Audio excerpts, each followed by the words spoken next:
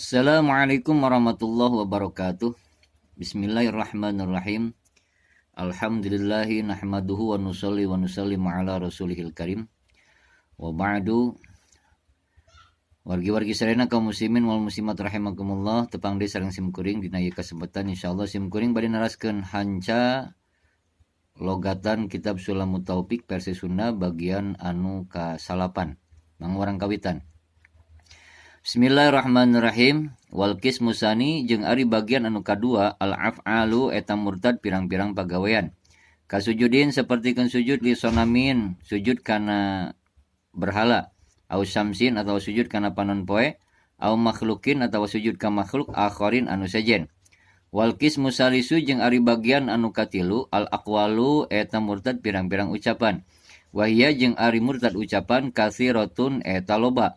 Jidan kalawan banget latan hasiru anu teu karingkes itu kasirah.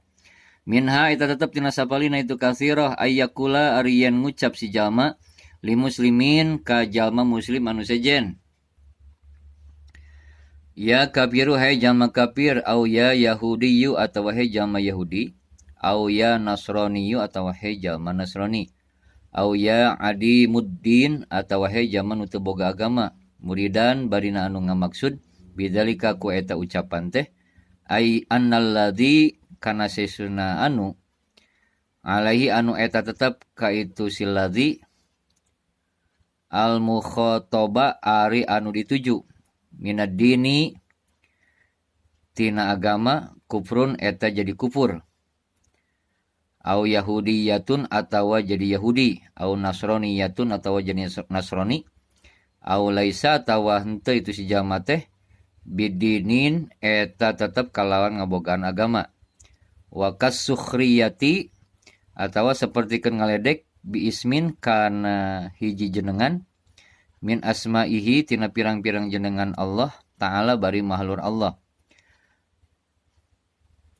au wa'adihi atawa ngaledek kana janji Allah au wa'idihi atawa ngaledek kana ancaman Allah mimman buktina ti jalma la yakhfa anu teu samar alaihi ka eta si jalma naon nisbatu dzalika nganisbatkeunana eta ucapan ilahi ka Gusti Allah subhanahu ma suci Allah wa ka ayyakula jeung saperti yen ngucap si jalma lau amaro lamun marentah ni ka kaula saha Allah Gusti Allah bikada kana sapertikeun migawe anu lam af'al mangka moal migawe kaula hu kana eta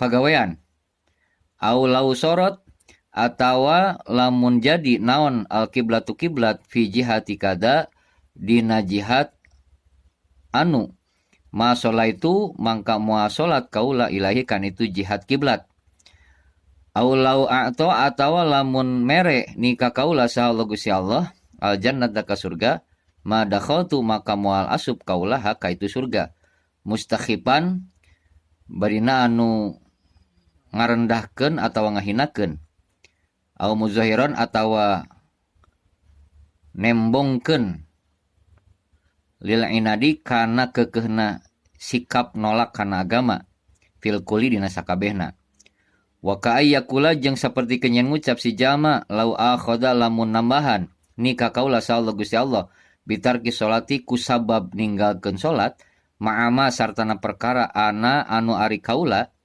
pihi dina eta perkara teh minal marodi tina panyakit atau gering zalamatah geus zalim Allah ni ka kaula sakitu heula cekap wallahu a'lam bishawab.